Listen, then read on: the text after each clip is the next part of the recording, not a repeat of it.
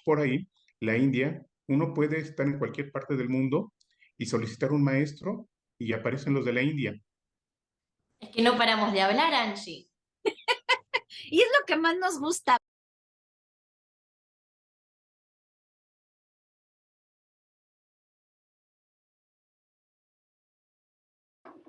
Hola viajeros literarios, bienvenidos a esta tercera temporada del podcast. Y como siempre, te deseo que este año 2023 esté estupendo. Y para renovar este podcast, te voy a proponer durante esta tercera temporada algunos temas que, como siempre, tienen que ver con libros, con música, con gastronomía y con esos temas que siempre nos gusta tocar aquí en Atando Libros. Así que prepárate para esta tercera temporada y para este capítulo que te estoy presentando a continuación. Búscate algo de beber, algo frío o calientito, algo que comer, siéntate y disfruta de este podcast. Y recuerda, viaja atando libros. Bienvenidos. Amamos la cultura en Atando Libros y todo lo que tiene que ver con la literatura, la música y la gastronomía. Así que en este primer capítulo te presento a Mariana Vazquez, una argentina nacida en Rosario que ama, como nosotros, las palabras, los libros, la música y la cultura.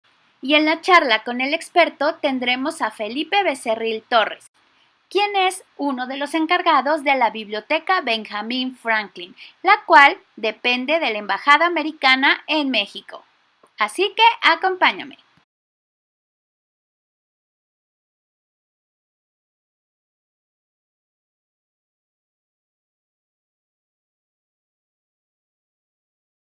Bienvenida, Mariana Vázquez. Tumbaburros. Para detener una puerta, un ladrillote, y en la carrera de periodismo que ambas compartimos, obviamente, pues era nuestra guía de palabras. ¿Qué es para ti? Empezaremos por ahí. Bueno, qué interesante. A mí me parece que uno asocia con el diccionario con Larousse, ¿no? Que en realidad Larousse es una editorial de Pierre Larousse, pero en realidad el primer diccionario, Angie, era de arcilla. Se lo encontró en el norte de Siria y me parece súper interesante porque en realidad uno piensa, ah, bueno, un diccionario es monolingüe y en realidad es bilingüe, que era para que las distintas etnias pudieran relacionarse. Entonces, mirá qué interesante, ¿no? Porque nosotras tenemos el mismo idioma y cuántas palabras son diferentes. En México ustedes no lo asocian como nosotros el mataburro al diccionario y así un montón de palabras. Lo que pasa es que lo que tú dices, ¿no? Monolingüe, o sea, qué complicación poder generar un diccionario para cada derivación de las palabras. O sea, por ejemplo, para ti no significa lo mismo cajeta que para nosotros. Para nosotros significa algo delicioso, ¿no? Y para ustedes realmente es algo bastante oloroso. Vos sabés que de repente, nosotros por ejemplo tenemos hasta, existe el diccionario del lunfardo. Los ladrones en el Río de la Plata tienen su propio léxico, sus propias palabras para que el policía no sepa de qué esté hablando. Obviamente, ya con el tiempo ya sabemos que chorro es ladrón, que guita es plata, y ya empezó como a meterse en el, digamos, en el lenguaje oral, ¿no? Cotidiano, coloquial. Pero la realidad es que uno, el diccionario lo necesita, uno necesita consultar para poder entender determinados temas. Por eso me parece que el género de la referencia enciclopédica es fundamental en nuestra vida, Angie. Y la realidad es que uno necesita, ¿cuántas veces, Angie, cuando vos redactás algo, no consultás a la RAE? Sí, bueno, uno que es picky, ¿no? Uno que es picky. Hay gente que ni siquiera se le ocurre consultar la RAE, pero fíjate que es muy curioso porque tú dices, el inicio fue de arcilla, que aesthetic, diríamos hoy, fue ese diccionario. Yo me imagino a estas mujeres de clase alta que tenían acceso a esa parte, echándole un poquito de agüita y haciéndose una mascarilla mientras absorbían el conocimiento. Pero por otro lado, también hablas de los diccionarios y tú hablas de uno muy específico. También nosotros tenemos, por ejemplo, acá el caló, ¿no? Que es esta derivación, obviamente, de esta lengua de gitanos que también identifica ciertas palabras con el mundo bajo, ¿no? Y que ahora pues se ha popularizado y mucha gente dice, fuiste a bailar con Berta y jamás tatacha, más cascaliche. Entonces, también se necesitan a veces más diccionarios de los que uno pudiera tener, ¿no? ¿Qué, qué importante es saber de dónde se origina la parte de los diccionarios? Porque supongo que siempre ha habido, o sácame del error. Pero ¿sabes qué? Antes de eso, te pregunto algo. Para vos, ¿cuál es el idioma universal? Ay, me voy a ver bien pacifista, bien Miss Universo, el amor. Ay, no, me imaginé que me ibas a preguntar eso. Vos sabés que la nomenclatura de las plantas, por eso existen esos nombres exóticos y extraños, esa, como decís, la etimología de esta palabra es inentendible, justamente por eso, para que en todas las regiones, todas las personas puedan entender de dónde viene esa flor. Por ejemplo, uno crea un híbrido de una determinada planta y uno puede patentar el nombre de esa y así universal se entiende. Pero se Pero va bueno, sobre griego, ¿no? Sobre un idioma que es universal, ¿no? exacto, sí, exactamente. Pero ahora, ¿se origina el Larús? ¿En qué momento hay un impasse de estos pergaminos? Porque hay un libro, obviamente, de Irene Vallejo que es un ensayo que habla de toda la transición de los libros, y del pergamino, y después, bueno, estos rollos en la Biblioteca de Alejandría. Pero yo me supongo que hubo ahí en la parte oscura de oscuridad del medioevo como un impasse, ¿no? Yo creo que siempre decimos, ay, por ejemplo, Gutenberg revolucionó el mundo, pero la realidad es que todos revolucionan el mundo, ¿no? Es como que todo el tiempo, y son cambios de paradigma. Entonces, de repente uno dice, bueno, con Gutenberg ayudó al tema, digamos, de que existiera un diccionario, entre comillas, pero en realidad no se le llamaba como tal, sino que era como el tesoro de la lengua castellana o española, en el caso nuestro español, y unos años que es curioso, una década después salió también algo parecido en habla inglesa, pero en el habla inglesa no eran todas las palabras, eran palabras raras o poco usuales.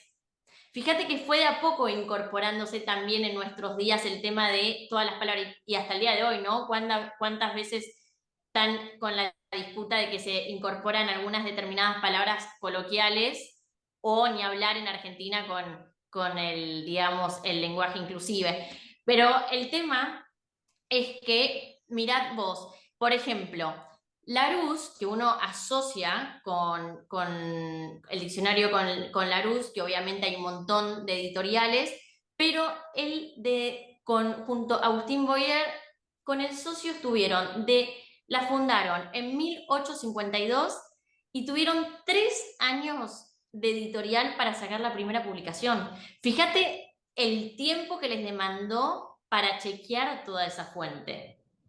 No, y toda la parte oscura de no había nada, ¿no? Tú hablas de diccionario y ahorita que mencionas de ciertas palabras que se usaban, quiere decir que en esa época oscura del medioevo y demás, solo se ponían en el diccionario ciertas palabras quizá de uso para la clase alta, la clase educada, porque al final el vulgo pues no creo que usara muchas palabras. ¿Es por ahí la cosa de este diccionario? Interesante lo que decís. De hecho, más adelante con Larousse, justamente la iglesia lo pone como un libro en la lista, como esos de los libros de la lista. Como que de repente, claro, esas palabras eran revolucionarias, ideas progresistas, republicanas, liberales, y eran impensables en ese momento. Y creo que el diccionario, justamente el conocimiento, hace que te abra determinados sectores de la vida que uno, bueno, ni se imagina. Pero vos sabés que uno es interesante porque uno habla del pequeño Larousse, del diccionario, pero estamos hablando de francés. Después viene el tema de nuestra lengua y uno que me parece uno de los hombres más interesantes en el mundo editorial, Angie, es el tema de Lara Hernández, que ¿Quién no está pendiente de los premios Planeta? ¿Quién no consume mínimo? Tenés más de un libro de la editorial Planeta.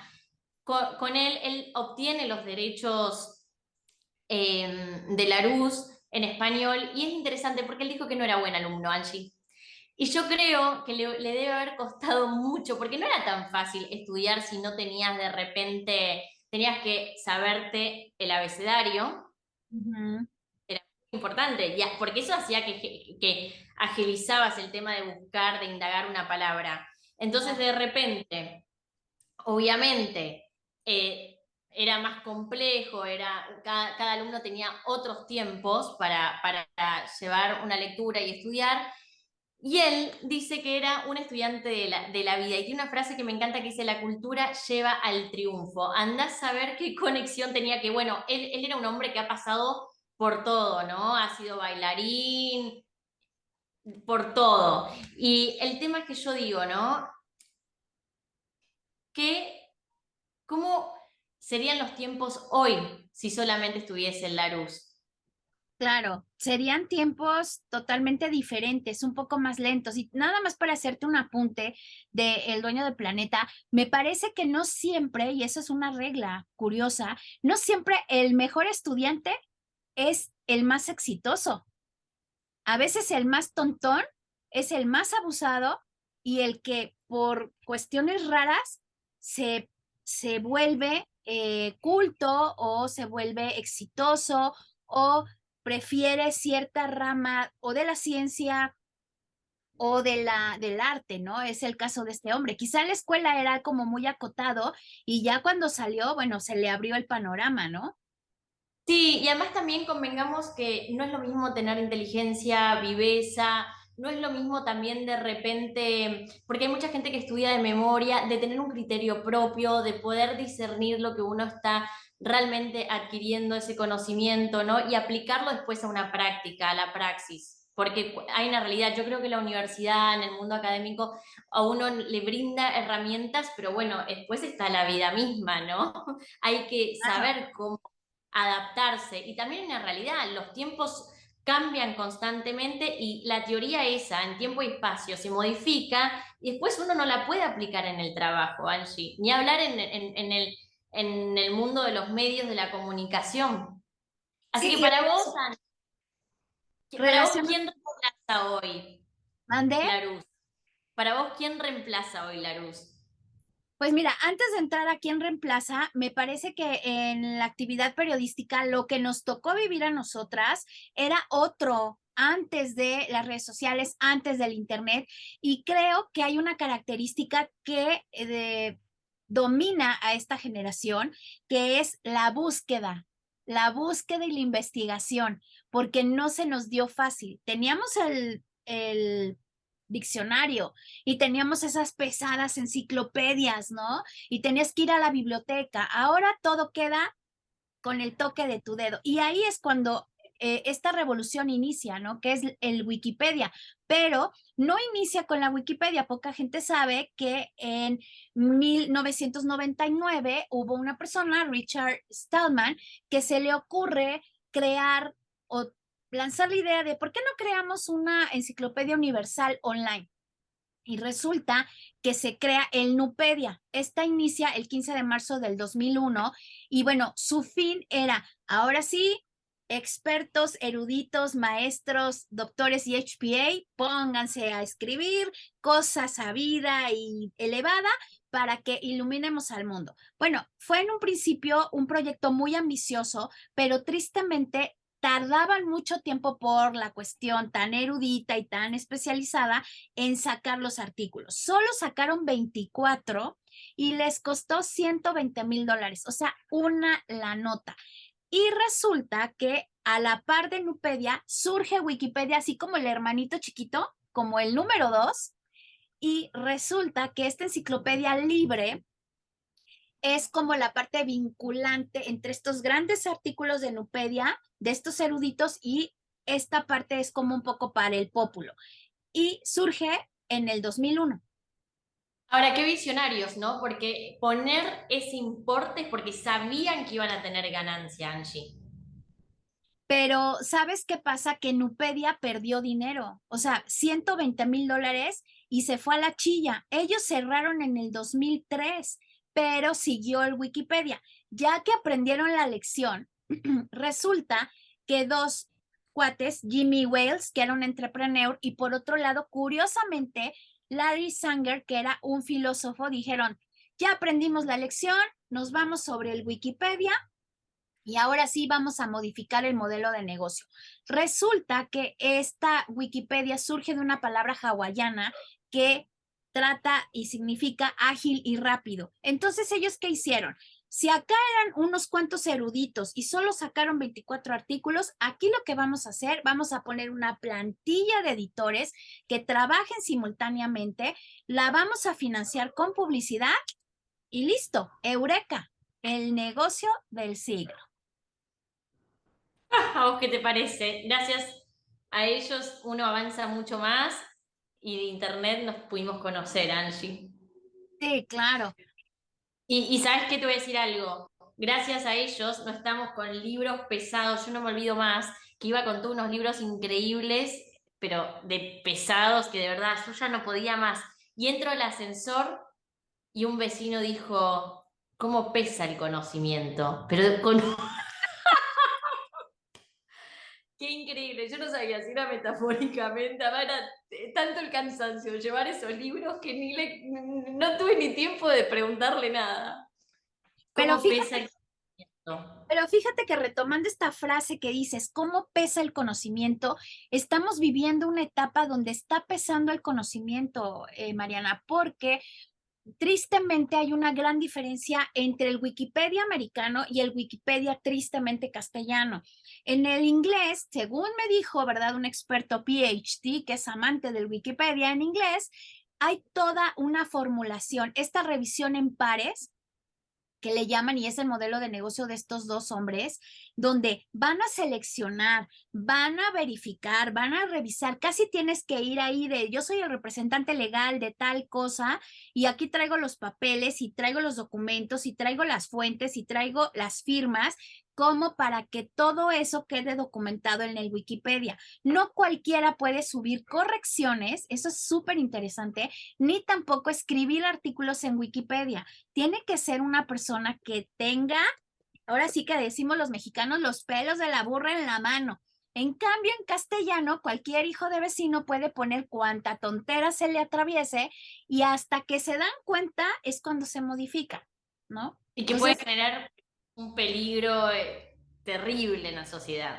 Claro, hay una actriz, bueno, una locutora que hace 15 años en el Wikipedia le pusieron que se había casado con un director de orquesta, hace 15 años, y apenas se dio cuenta y apenas pidió el cambio y todavía no lo han quitado o creo que ya lo quitaron después de varios meses. Entonces, tristemente el Wikipedia en español no es tan riguroso. Ahora, Wikipedia se está renovando y se está evolucionando. Ahorita ya tenemos el WikiOne, que es este diseño mucho más intuitivo, mucho más ligero, mucho más atractivo para cualquiera persona que consulte información y no tanto de aventado texto, porque obviamente el Wikipedia está basado en un código abierto, es decir, un software donde tú tienes que saber un código para poder meter toda la información. No es un Word, tiene sus codificaciones y lo tienes que bajar. Entonces el WikiOne te va a ser mucho más amable la consulta. Y por otro lado,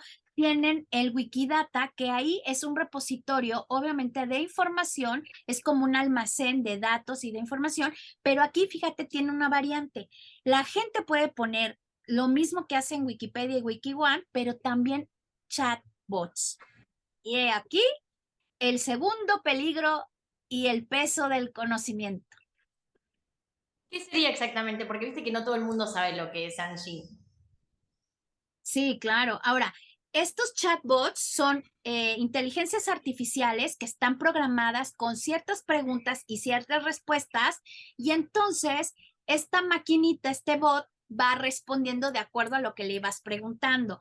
Pero han llegado a un grado de especialización que les empieza a dar, no miedo, lo que le sigue. El Departamento de Educación de Nueva York, para empezar, dijo, no me usen nada de esos chatbots en mis documentos de investigación, prohibido para maestros y prohibido para estudiantes.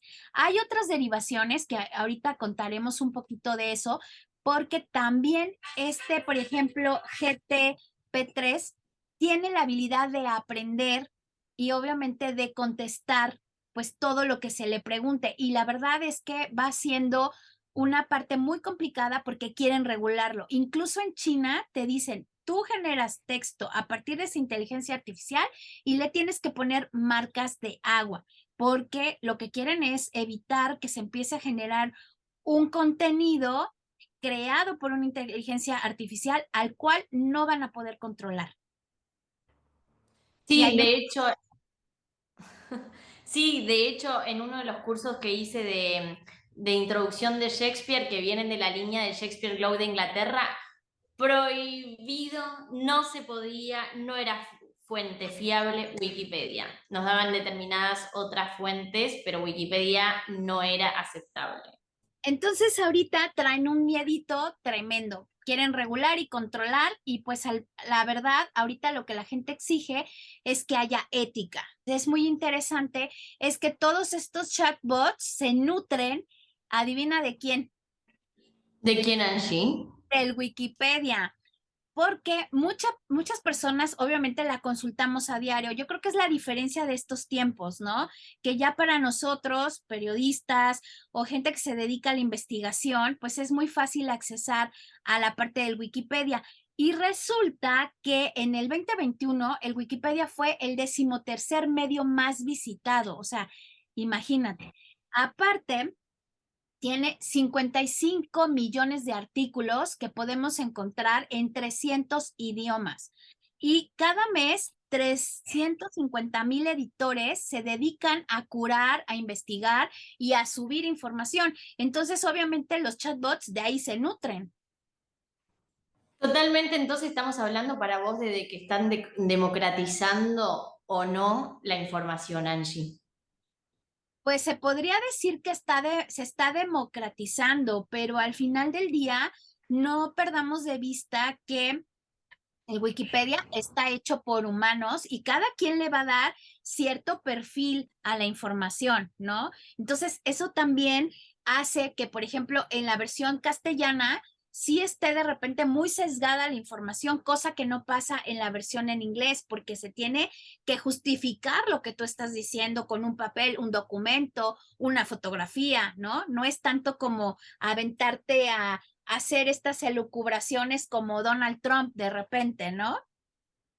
No, ni hablar. Para mí me parece que es un arma de doble filo. Hay que tener mucho cuidado. Yo creo que el tema de la comunicación, de difundir determinada información, hay que tener cuidado porque yo creo que tanto un presidente, un diplomático ni hablar los medios, deben conservar la psicosis de una sociedad del pueblo. Y claramente saber algo o a tener acceso a una información o a una determinada situación te puede cambiar la vida, ¿no? Es decir, te puede cambiar la perspectiva de un montón de cosas. Hay que tener mucho cuidado. O sea, imagínate, es 1,500,000, o sea, no es cierto, 1,500 millones de dispositivos ingresan cada mes a Wikipedia a consultar. Está entre las 10 primeras páginas visitadas en todo el mundo y obviamente esto está apalabrado, apuntalado por una organización sin fines de lucro que le permite a ellos, bueno, pues tener esta libertad, aunque en el 2018 36 horas apagaron la página literal, la bajaron y adivina por qué. ¿Por qué, Angie? No sabía Porque eso.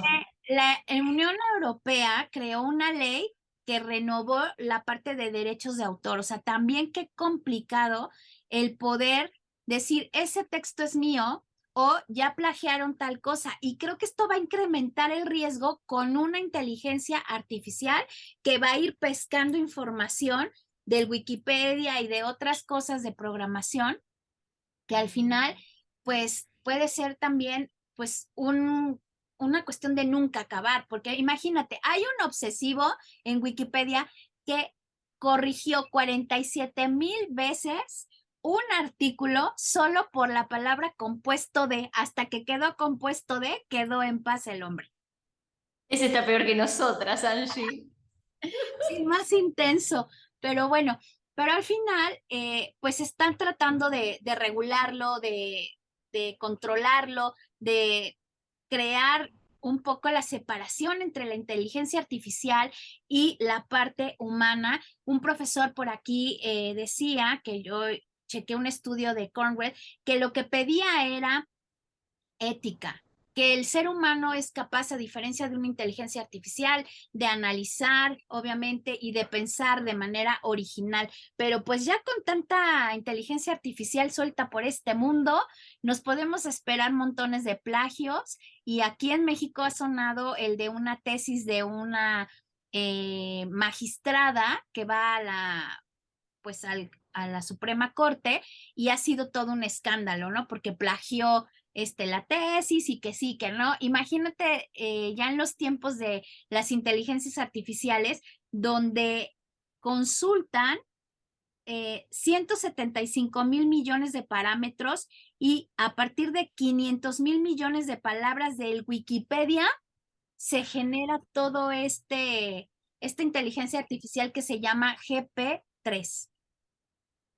Lo que pasa, Angie, que vos hablabas de la ética y el tema es en qué escala de valores se apoya. Imagínate, es hora de filosofar. Es una polémica eterna, infinita. Claro. Y ahorita que hablas de filosofar, hay un dato también muy curioso del Wikipedia. Después de 3 clics que te llevan de un artículo a otro, normalmente el 90% te deriva, terminas en un artículo filosófico. Y esto yo creo que es un homenaje a uno de los creadores del Wikipedia, ¿eh? Pero bueno, yo creo que todo, ¿no? Dicen, ay, Gutenberg, la imprenta revolucionó el mundo, Larousse seguro en su momento. Nosotros ahora viviendo, yo creo que también los tiempos se están acelerando hoy actualmente, porque estamos como hiperconectados, hay como mucha información. Claro, y ahora que estamos hiperconectados, nos vamos a ir a platicar rapidito con 2 expertos sobre esta última parte del tema. Tenemos a Felipe Becerril Torres. Bienvenido, Felipe. Muchas gracias por aceptar esta entrevista. Y bueno, ¿nos puedes contar cómo inicia tu carrera? Porque tú trabajas en la Biblioteca Benjamin Franklin. ¿Nos puedes hablar un poquito de lo que haces ahí? Bueno, yo pues prácticamente inicio hace 4 décadas trabajando en bibliotecas, o sea, ya bastante tiempo. Empecé en el British Council, después en el Anglo-Mexicano y después en la Biblioteca Franklin, que son los lugares que he trabajado. Y la mayor parte de mis actividades han sido en la recuperación de información a través de diferentes medios.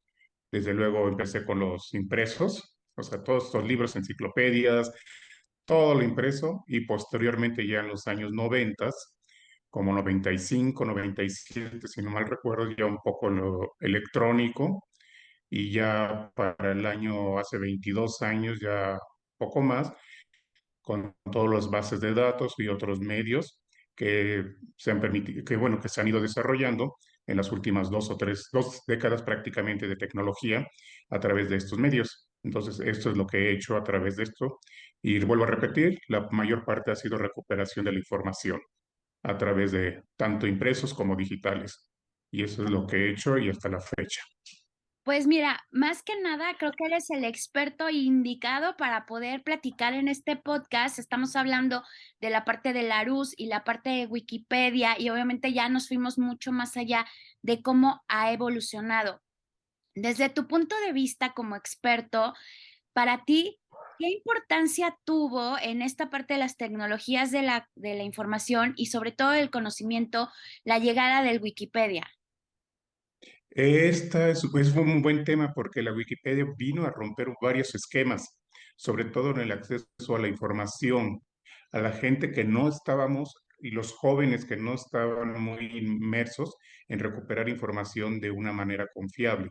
Entonces, el primer paso, los primeros elementos que encontramos fue Wikipedia.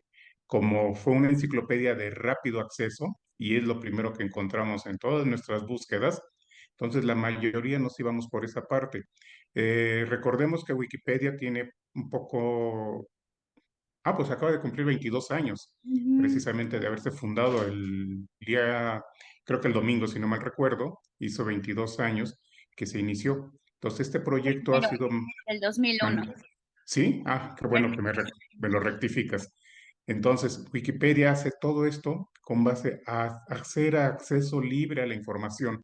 El primer paso. Ahora, recordemos que de las enciclopedias han ido transformando. Las enciclopedias desafortunadamente han desaparecido, el impreso. No mencionamos ya a la enciclopedia británica, que desafortunadamente ya impresas ya no hay desde hace creo que 10 años aproximadamente.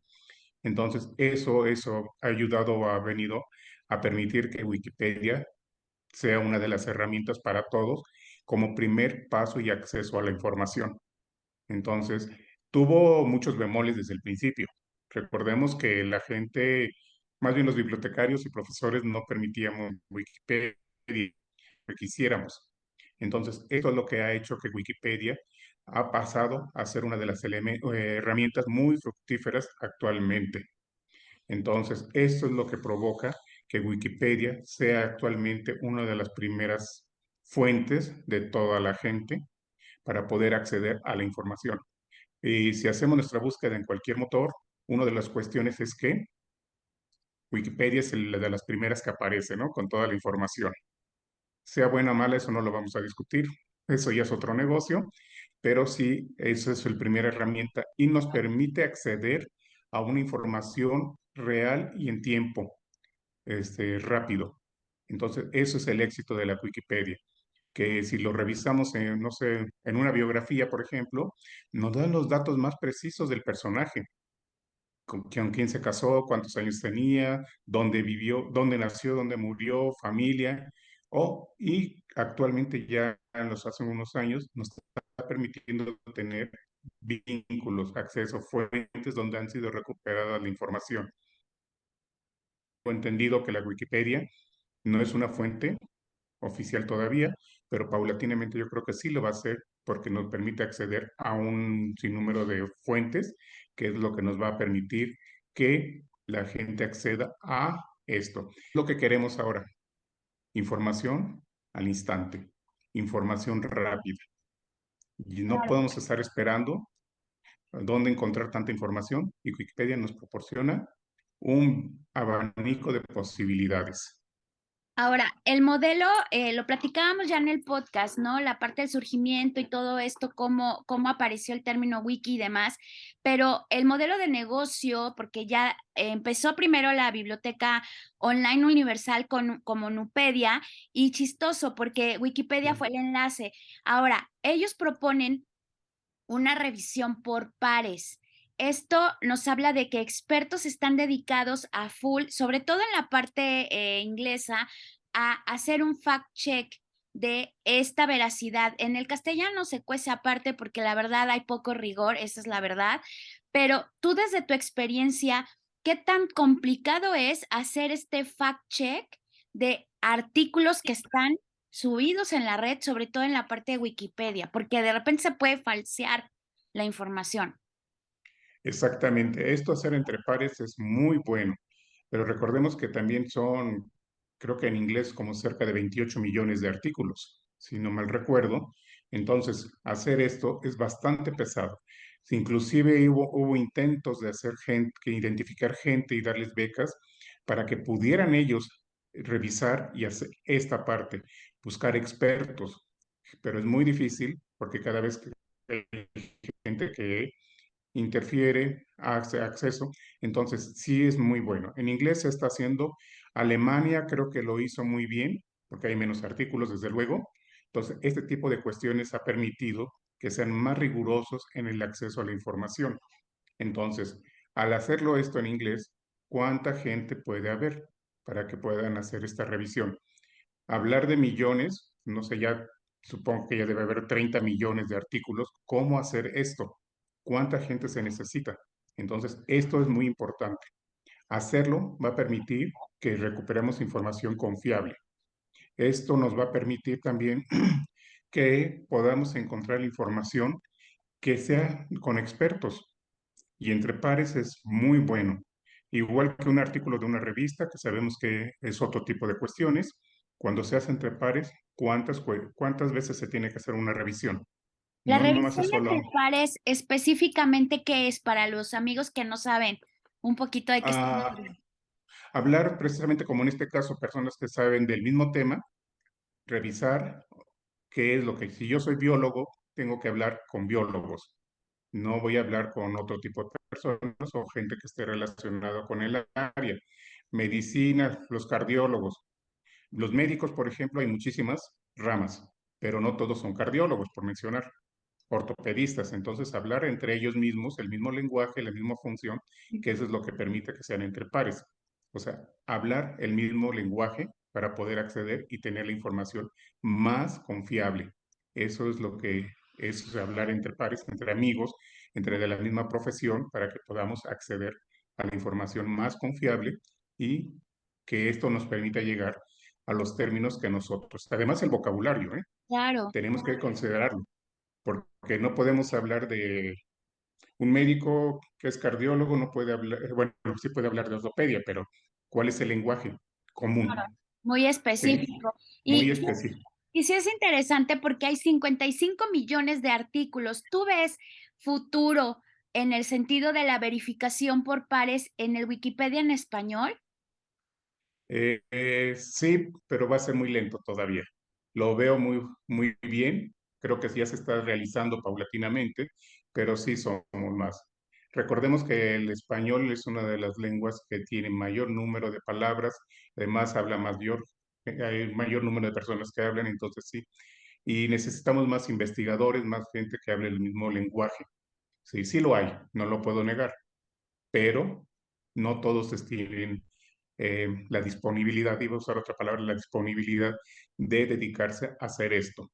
Entonces, esto es lo que hace que sea un poco más difícil. Ahora, recordemos también que en español no es lo mismo hablar que el español de España, Argentina, el nuestro, el cubano, también varía el lenguaje.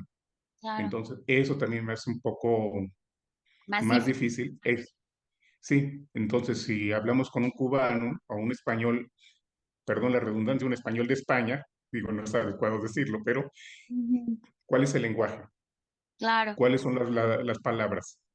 Entonces, y aterrizarlas en nuestro idioma, en nuestro español de nuestro país, ¿qué es lo que implica?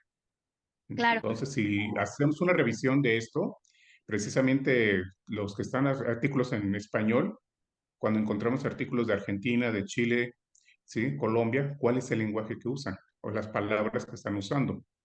Sí, Que no claro. es el mismo que Se nosotros tiene que usamos, ¿no? utilizar un idioma neutral, un español neutral para que todo el mundo nos entendamos, ¿no? Sí, por eso hace algunos motores de búsqueda nos indican también, por ejemplo, en Google, todo eso, que podemos usar qué español queremos, qué idioma, de qué país, para poder entender eso, precisamente. Claro. Entonces, eso también hace un poco más difícil esta situación, pero no lo veo imposible. O sea, Claro. sí, o sea, creo que sí se puede hacer y se ha visto en algunos artículos y se actualiza. Esa es la parte interesante o importante que tenemos que hacerlo. El Claro. lenguaje es importantísimo. Claro, ahora Wikipedia se está evolucionando a sí misma porque tiene ya como dos derivaciones. WikiOne, que bueno, ya lo platicábamos en el podcast, una manera mucho más dinámica e intuitiva de acceder a la información. Y por el otro lado, el Wikidata, que es este repositorio que almacena información de manera muy estructurada, donde se llega a la información por dos medios. Uno, bueno, la parte colaborativa de los seres humanos y por otro lado, los bots o robots. En tu opinión, porque ya ha empezado a haber esta moda de la inteligencia artificial generada, obviamente, en ciertas partes también para dar servicios, por ejemplo, bancarios o servicios en supermercados y demás, pero ya empezó a incidir en la vida académica, tanto que el Departamento de Educación de Nueva York puso ya una legislación, si se pudiera decir, de prohibir el que investigadores y maestros puedan utilizar estos chatbots para crear artículos y generar información. De acuerdo a tu experiencia, ¿qué tan real es que pongan esta prohibición? Es real, porque precisamente quiénes son los que pueden saber si tú eres científica, si eres profesora, si eres, qué tipo de persona eres para decir que eres experto en el tema. Entonces, si eso es lo que vamos con los bots, este tipo de cuestiones automáticas de respuesta, no nos va a llevar a ningún lado. O sea, ¿qué tan confiable puede ser esto? O sea, sabemos que un bot, este tipo de reacciones o respuestas inmediatas que salen de cualquier cosa, ¿hasta dónde nos va a llevar? Hay artículos que mencionan que de pronto los robots van a ser hasta de carpinteros, cosas así por el estilo. Va a haber inclusive realidad aumentada que van a poder hacer muchas otras cuestiones de medicina, pero todavía está en pañales eso, supongo. No estoy metido en la ciencia, pero ya está ese proceso. O sea, dentro de poco lo vamos a tener que aceptar y hacerlo, porque si no, ¿cuál es la respuesta inmediata? Ahora, este tipo de cuestiones, vuelvo a lo mismo que iniciamos la charla, cuando inició Wikipedia, muchos no creíamos en ella, ¿no?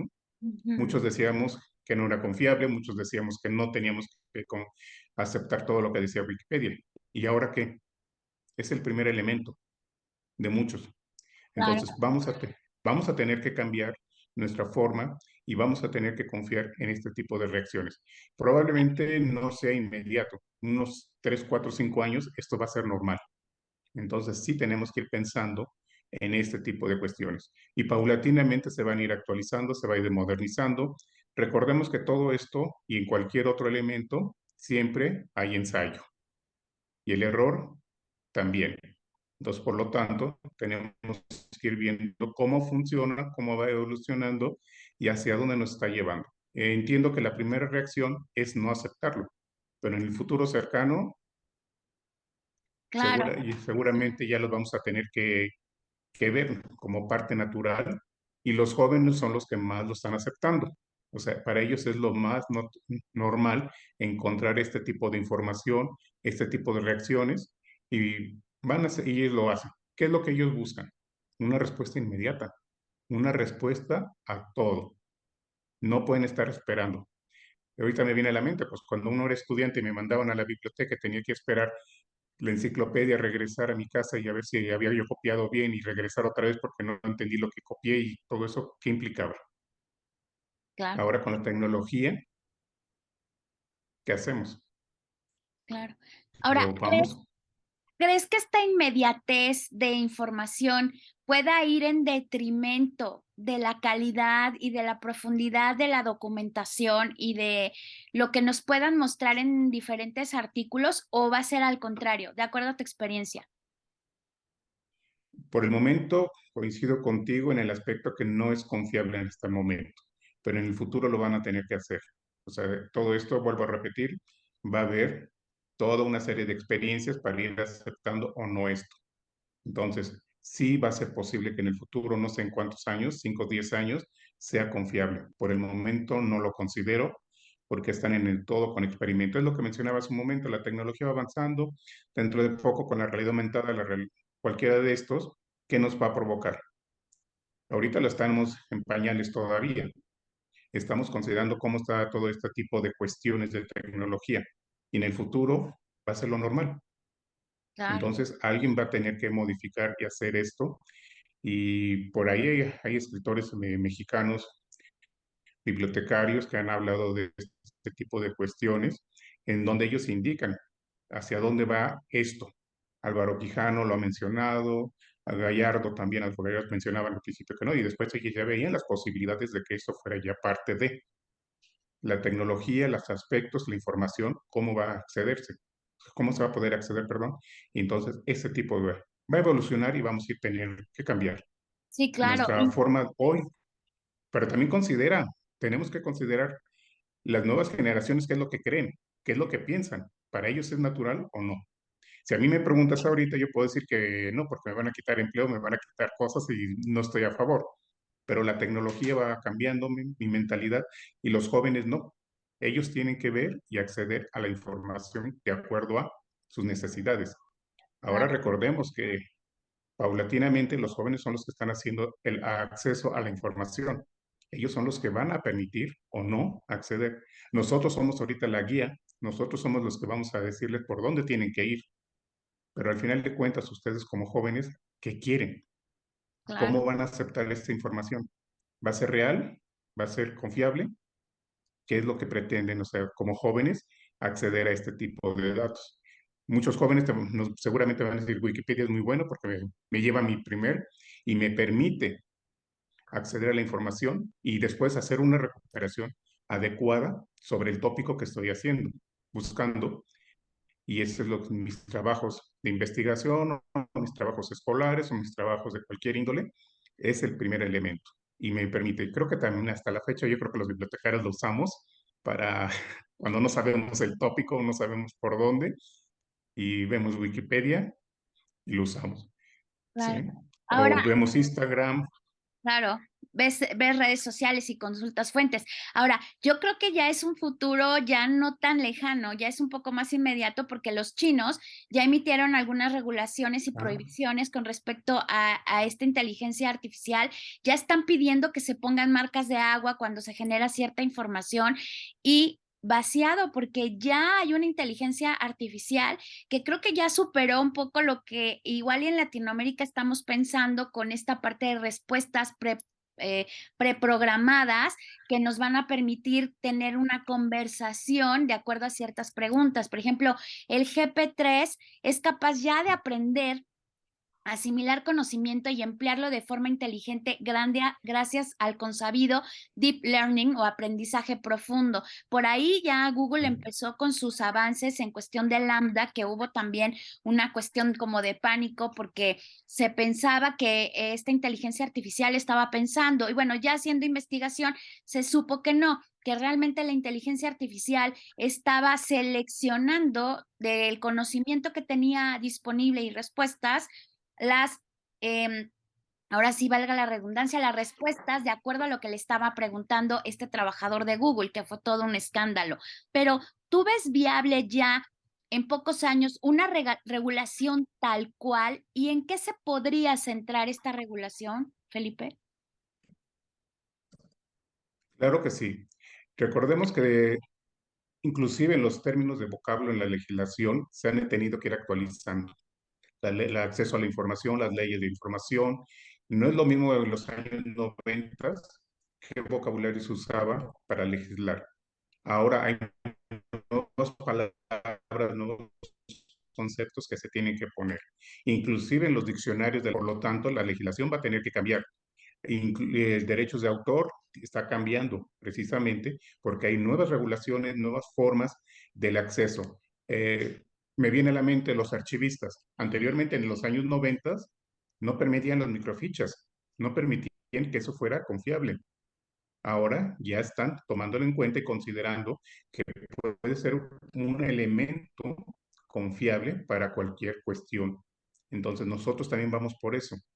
Ahora también recordemos que todo es un proceso. No podemos hasta decir que la legislación y todo va a cambiar. China, la India, todos estos países han trabajado años para modificar todo. Su educación, su acceso a la información, hacia dónde van. Si vamos analizando lo que mencionaba China, ¿cuántos años llevan trabajando en educación? 30 años trabajando en la educación. Y la modificación, modificar y actualizar. Ahora, también si vemos por ahí, la India, uno puede estar en cualquier parte del mundo y solicitar un maestro y aparecen los de la India Claro. dando clases en línea. Entonces, eso es lo que ha permitido, o sea, estos países han ido trabajando paulatinamente. Ellos son los que están marcando todas esas nuevas tendencias. Entonces, ellos están haciendo todo esto, pero les ha llevado años hacerlo. Entonces, nosotros vamos para allá y tenemos que tomar esos ejemplos para ver hacia dónde y hasta dónde se puede permitir que cambie la legislación. Me vino a la mente Cedillo, fue el que hizo el cambio de los términos de lo que era información en su proyecto que hizo de ley, de gobierno, ya modificó el término información. Y anteriormente información era una cosa muy precisa y Cedillo hizo los cambios para cuestiones con legislación. En el 2016, la Ley Federal de Transparencia y Acceso a la Información Pública dio origen al IFAI, que ahora es el INAI. Este organismo que nos va a permitir desde el 2016 tener acceso a datos microeconómicos así como macroeconómicos. Checar en qué se han invertido nuestros impuestos, cuánto ganan cada uno de los funcionarios públicos, empezando desde el presidente de la República hasta el más insignificante funcionario público, para poder exigir rendición de cuentas. Los conceptos, momentos cambian. Entonces, hacia eso vamos nosotros actualmente.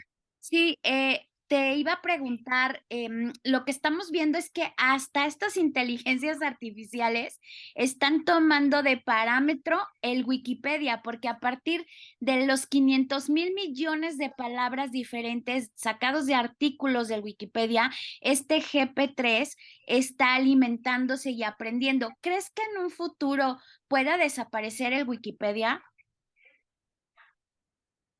Seguramente va a sufrir alguna transformación. Tiene que pasarle eso. O sea, no tanto desaparecer, sino va a transformarse. No lo sé todavía, pero con todo esto que acabas de mencionar, tiene que transformarse. ¿Cómo empezó Wikipedia? Tú lo mencionaste hace un rato, Ujú. que duró creo que un par de años y después ya salió Wikipedia. Sí, es Entonces, eso se correcto. va transformando. Las enciclopedias eran impresas. Ahora, las bases de datos, ¿cómo son? No hablemos de los años 95, 97 que empezamos a hacer búsquedas. Yahoo, cómo vino a transformar toda la recuperación de información, ¿sí? Y después Google, cómo lo hizo. O sea, cómo se actualizó y modificó todo lo que hizo el Yahoo. Entonces, esto también va a cambiar. Tiene que Claro. actualizarse, buscar. Sí, ahorita me viene a la mente todo lo que acaba de decir. Si vamos a las ferias, a los centros comerciales, ¿qué es lo que están dando ahorita? O sea, a todo el mundo nos proporcionan por un precio e interactuar con estos famosos lentes de realidad virtual aumentada o lo que sea, ¿qué es lo que nos está llevando? ¿Cómo están metiendo a la gente a este tipo de elementos y juegos? Y después, ¿qué va a hacer? Claro. Y me viene también a la mente esto de los drones, que también, que pueden llevar cualquier cosa, inclusive medicamentos a lugares lejanos, llegar el doctor a través de un dron, no necesita ya transportarse. O sea, todo esto se va a modificar. Entonces, Wikipedia seguramente se va a transformar, seguramente va a tener algún cambio y tiene que ser radical en este tipo de cuestiones. Pero va a ser la base para una nueva tendencia, un nuevo formato. Y vuelvo a repetir, los jóvenes son los que nos van a indicar qué es lo que quieren. Ellos son los que nos van a decir si les gusta, no les gusta o qué es lo que más necesitan. Y me parece, me atrevo a decir que los jóvenes son los que han ido transformando esto. ¿Por qué cambian? ¿Por qué se transforman? ¿Sí? El Pac-Man, ¿por qué ha cambiado? ¿Quiénes son Claro. los que lo juegan? Sí, Digo, ¿cómo era y cómo es ahora, no? sí, claro, porque hay una necesidad del mercado, obviamente ir acercando el producto y renovando públicos, ¿no? Eso está Ex- súper claro, pero yo también creo que en el fondo, y me sorprendo, te voy a decir, porque creo que en el fondo vamos a tender otra vez a consultar estas fuentes físicas, que al final nos van a brindar pues esta certidumbre, porque resulta que hay unos investigadores de la Universidad de Cornell que se dieron cuenta que las referencias que se utilizan para el Wikipedia se van al libro. O sea, el ISBN, el ISN, realizado por humanos, entre otros documentos, el DOI, el PubliMed, el PC. Al final, ¿crees que tengamos esta parte, por un lado física, pero también esta mezcla híbrida entre la inteligencia artificial y estos documentos en físico que todavía se conservan en las bibliotecas, como los incunables o algún tipo de libro muy específico? Creo que sí. Y aquí vemos la generación de Digital Immigrant, Digital Native, precisamente que son los que están haciendo todo esto. ¿Quiénes son los immigrants? O sea, la generación que empezamos con todo usando libros y después nos pasamos a lo electrónico. Hacemos ambas fuentes, usamos ambas fuentes, revisamos algunos artículos serios de Wikipedia, tienen fuentes impresas, O sea, eso también nos está diciendo, nos da los vínculos, bueno, no el vínculo, nos dice la fuente de dónde lo obtuvieron. Por el momento, yo creo que eso va a seguir. Acabas de mencionar los libros incunables, los libros antiguos. Los incunables del siglo XV nunca los vamos a poder cambiar. O sea, que esos van a seguir. Todavía los libros raros también. O sea, esos no van a poder cambiarse ni van a poder modificarse. Entonces, por lo tanto, va a tener que seguir usándose este tipo de fuentes. Y todavía los del siglo XX, ¿cuántos están electrónicos? O sea, si vamos viendo, pues yo creo que de los 90 hacia la fecha se han ido haciendo electrónicos. Pero las fuentes, ¿cuáles son? Las revistas que acabas de decir, la identificación de los artículos, el DOI y todo este tipo de cuestiones que mencionas, son de impresos. La jurisprudencia, por ejemplo, de, de los años 60, no todo está en línea. Entonces, la jurisprudencia para hacer algo actualmente tiene que ser en este tipo de. El caso Miranda, famoso. O sea, si tenemos que consultar qué pasó por el caso Miranda, tenemos que consultar qué es lo que está indicando, ¿sí? Entonces, ¿dónde está? O sea, si vemos en Wikipedia, es la síntesis del caso Miranda, pero todos los antecedentes, todo lo que sucedió, ¿de dónde lo van a sacar? Tenemos que ir al impreso. Pues muchísimas gracias, Felipe. Estamos llegando al final de esta charla que la verdad nos abrió un panorama muy interesante. Te quiero agradecer, como siempre, el que nos brindes el tiempo para poder preguntarte de estos temas, porque eres experto y pues te agradezco muchísimo. No, al contrario, muchísimas gracias y pues estamos aquí disponibles cuando necesites. Al contrario, te agradezco muchísimo tu tiempo que me dedicas. Recuerden que esta charla la vamos a poder ver de manera completa en el canal de YouTube y también la van a poder escuchar en nuestro podcast. Pero no se vayan, seguimos con nuestra charla con Mariana Bast. Yo estuve pensando en la mañana, si pudieras escoger una canción, ¿cuál sería?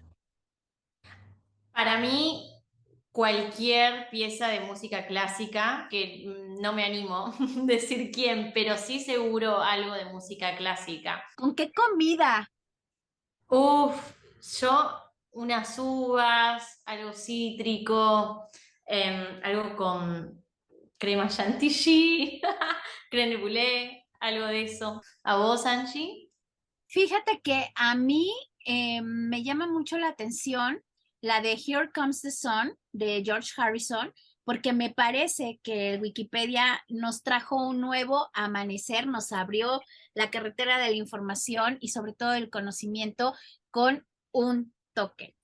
Yo, yo soy muy tragona, entonces yo me haría una chapata con pesto y algún quesito de cabra con mielecita y un poco de jamón de pavo. Esa sería mi selección, para disfrutar de estar investigando en el Wikipedia. Y ya estamos llegando al final de este primer programa de Te Contexto, Mariana, y las palabras. Este programa es diferente, así que vamos con la palabra. La palabra, Angie, estoy entre dos, a ver cuál te suena más. Para mí, el conocimiento es poder.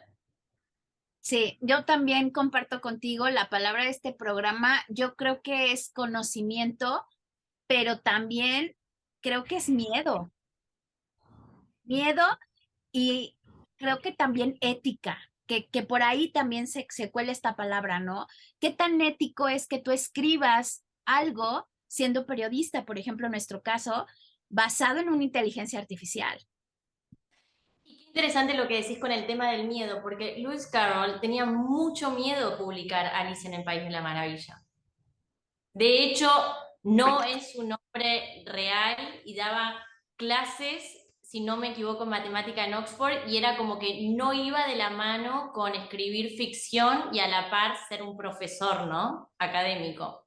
Claro, y dicen, ¿no? Que Alicia en el País de las Maravillas realmente es una oda a las matemáticas, no es un libro para niños, aunque Disney lo tomó y bueno, ya hizo toda esta parte del cuento y estos live action en saga que han sido muy exitosos, pero que realmente es una reflexión sobre ciertos temas espinosos, también por ahí se habla de algunos casos de abuso Y por otro lado, la relación tan directa que tenía con las matemáticas. Dejará de ser matemático, ¿no? Y con el poder de la monarquía, ¿no? El famoso, la reina corta cabeza, Sanji. Que le corten la cabeza, ¿no? Decía esta reina de corazones. Y la verdad, me parece que sí, yo quisiera dejarle una pregunta a quienes nos están escuchando.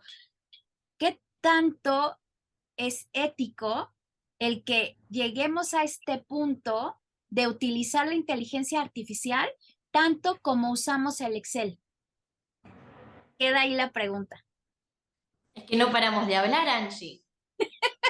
Y es lo que más nos gusta aquí. Tratamos de llegar a un punto, de hacer reflexiones interesantes. Les queremos agradecer, te quiero agradecer, Mariana, esta pequeñita charla que tuvimos. Ojalá que les haya gustado y nos estamos viendo en la próxima. Gracias, Mariana. Gracias a vos, Angie. Hasta la próxima. Recuerda seguirnos en nuestras redes sociales, TikTok, Facebook, Instagram y también este podcast lo podrás ver en nuestro canal de YouTube. Recuerda buscarnos en Spotify, Google Podcast, así como Anchor como Atando Libros. Y no olvides, viaja atando libros.